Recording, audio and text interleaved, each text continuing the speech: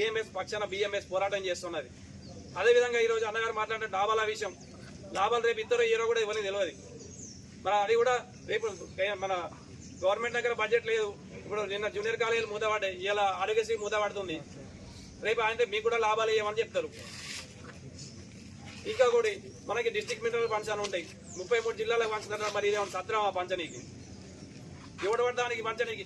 ఆడెవడో నేను సంగారెడ్డిలో ఫ్లెక్సీ చూసిన, సింగరేణి కార్మికులకు ₹1,00,000 బహుమతి ఇస్తున్నాడు, బోనస్ ఇస్తున్నాడని చెప్పి.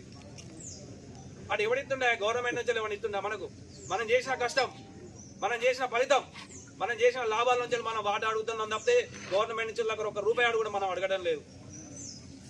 వేసుకోవడానికి వాడేవాడు, ఇవన్నీ వీడేవాడు. మేము ఇస్తున్నాం లాభాలు 2,000 కోట్లు ఇస్తున్నాం, 3,000 కోట్లు ఇస్తున్నాం. ఇవన్నీ డబ్బు సొమ్మిస్తున్నారు, మనం కష్టపడే ఇస్తున్నాం.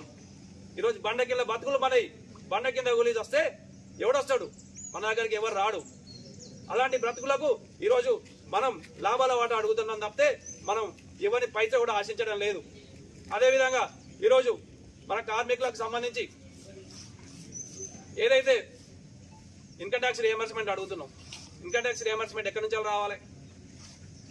కేంద్ర ప్రభుత్వం ఎవరికి ఇయ్యదు, ఒక ఆర్మీకి తప్పితే ఎవరికి ఇయ్యది. కేంద్ర ప్రభుత్వం ఏం చెప్పింది?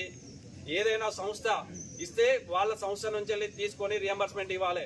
మనకు 6,000 కోట్ల లాభం వచ్చింది, 6,000 కోట్ల లాభం వస్తే దాంట్లోకి 1,000 కోట్లు తీసి మన అందరి ఇన్కమ్ ట్యాక్స్లు వేసి మనకు రియంబర్స్మెంట్ వస్తుంది. ఇన్కమ్ ట్యాక్స్ల పెంచి అలవెన్సులు చేయాలని అంటే ఎట్లా వస్తుంది? ఒక పద్ధతి ఉంటుంది, దానికి ఆ పద్ధతి ప్రకారం చేయాలి. అది ఎక్కడ అమలు కావాలి? మన సింగరేణి ప్రాంతంలో అమలు కావాలి. మరి ఎవరు చేస్తున్నారు? గుర్తింపు ప్రాతినిధ్య సంఘాలు ఏం చేస్తున్నాయి? రోజు స్ట్రక్చర్ కమిటీ మీటింగ్ అని పెడుతున్నారు, నెల ఒకసారి. ఏం జరుగుతుంది అలా? ఆడ లైట్లు పెట్టాలి, ఇక్కడ కరెంటు పోల్ వేయాలి.